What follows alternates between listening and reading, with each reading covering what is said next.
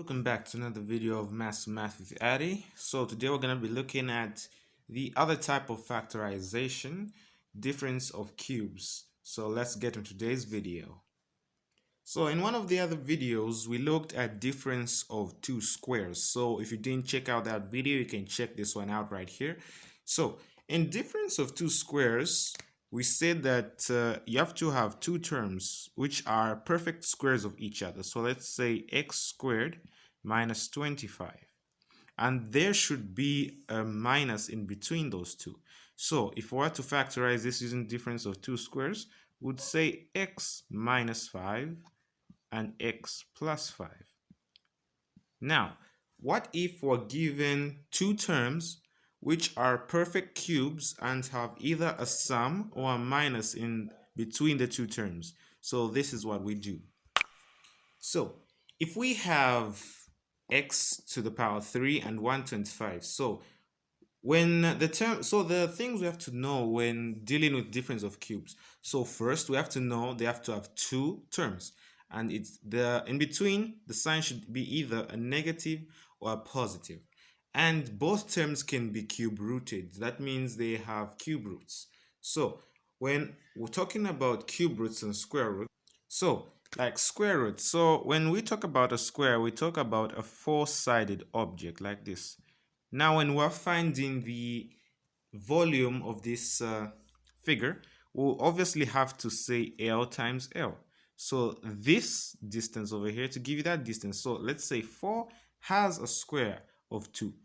So 4 will be there, and then these two lengths will be 2. That is what we mean by square. But when dealing with cubes, we have a cube. So let's say we have a number such as 8. So the cube root of 8 would obviously be 2. So if we have 8 there, so we're not talking about a cube, we have three different lengths. We have the height, so we'll have 2 there. We also have the length, and we also have the breadth.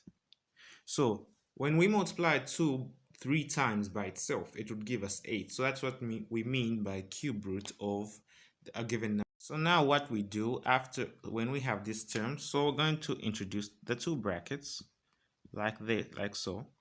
And then we're going to find the cube root of x to the power 3. So the cube root of x to the power 3 is x, because x times x times x would give you x to the power 3. So we're going to write x over here. And then the cube root of 125 is 5. So we're going to put 5. And then we're just going to get this sign and place it over here. Now, in the other set of brackets, we have this x over here. Now we're going to square that. So x, when you multiply x by itself, it will give you x squared. Now, why we're doing that? Because if we say x times x squared, it will give you x to the power 3. Then, well, since here we have a plus, here we're just going to flip the sign and put a negative. And then we're going to say x times 5, which would give us 5x. And then at the end, we're just going to say 5 times 5, as we did for x times x, giving us x squared. We're going to say 5 times 5, giving us positive 25.